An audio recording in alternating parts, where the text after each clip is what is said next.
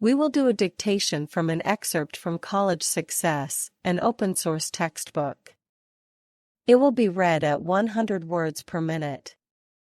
Let's begin.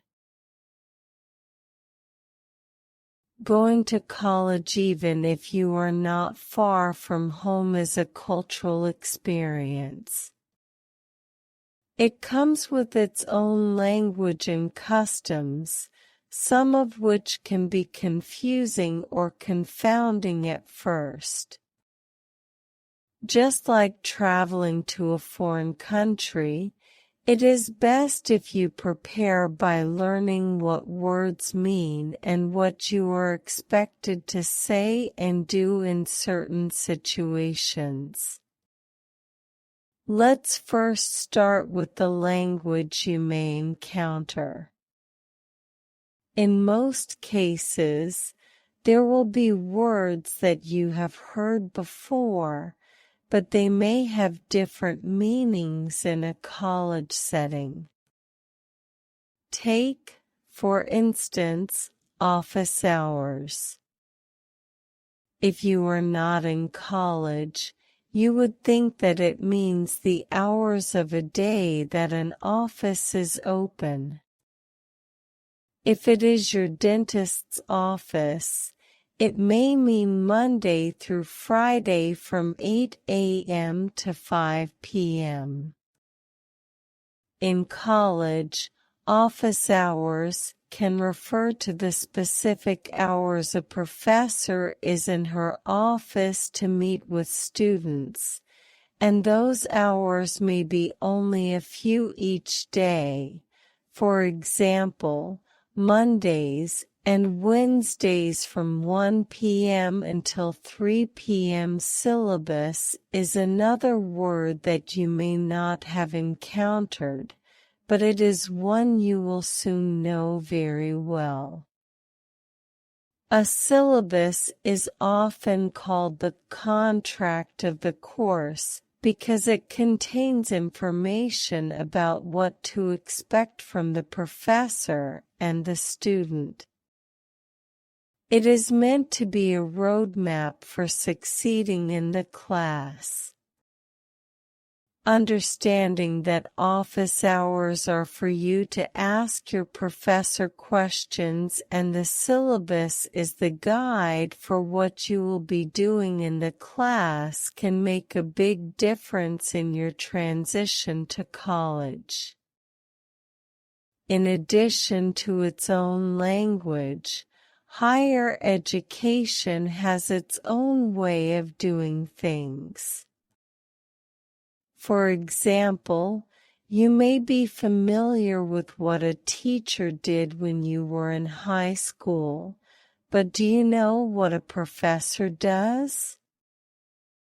It certainly seems like they fulfill a very similar role as teachers in high school, but in college professors' roles are often much more diverse.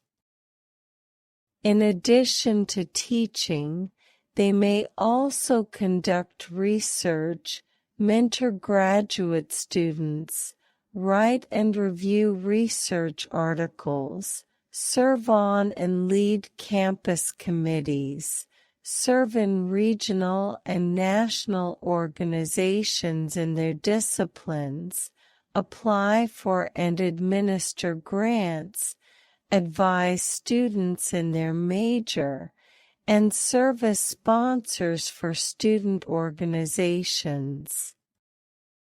You can be assured that their days are far from routine. See the table on differences between high school teachers and college professors for just a few differences between high school teachers and college professors. The relationships you build with your professors will be some of the most important ones you create during your college career. You will rely on them to help you find internships, write letters of recommendation, nominate you for honors or awards, and serve as references for jobs. You can develop those relationships by participating in class, visiting during office hours, asking for assistance with coursework, requesting recommendations for courses and majors, and getting to know the professor's own academic interests. One way to think about the change in how your professors will relate to you is to think about the nature of relationships you have had growing up. In Figure 1.x, you and your relationships before college, you will see a representation of what your relationships probably looked like. Your family may have been the greatest influencer on you and your development. In college, your networks are going to expand in ways that will help you develop other aspects of yourself. As described above, the relationships you will have with your professors will be some of the most important. But they won't be the only relationships you will be cultivating while in college. Consider the figure on you and your relationships during college and think about how you will go about expanding your network while you are completing your degree. It seems fitting to follow up the expectations for the first year with a list of common challenges that college students encounter along the way to a degree. If you experience any or even all of these, the important point here is that you are not alone and that you can overcome them by using your resources. Many college students have felt like this before, and they have survived, even thrived despite them, because they were able to identify a strategy or resource that they could use to help themselves. At some point in your academic career, you may do one or more of the following. 1. Feel like an imposter. There is actually a name for this condition, imposter syndrome.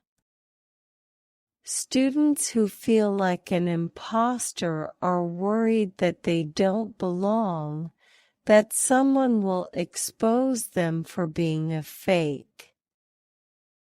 This feeling is pretty common for anyone who finds themselves in a new environment and is not sure if they have what it takes to succeed. Trust the professionals who work with first-year college students. You do have what it takes, and you will succeed. Just give yourself time to get adjusted to everything. 2. Worry about making a mistake. This concern often goes with imposter syndrome.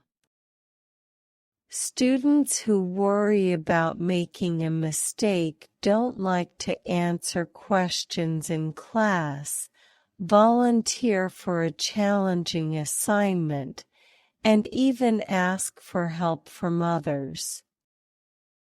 Instead of avoiding situations where you may fail, embrace the process of learning, which is even dependent on making mistakes.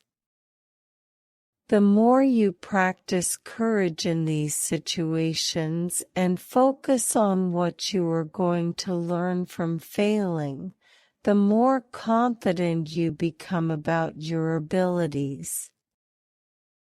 3. Try to manage everything yourself.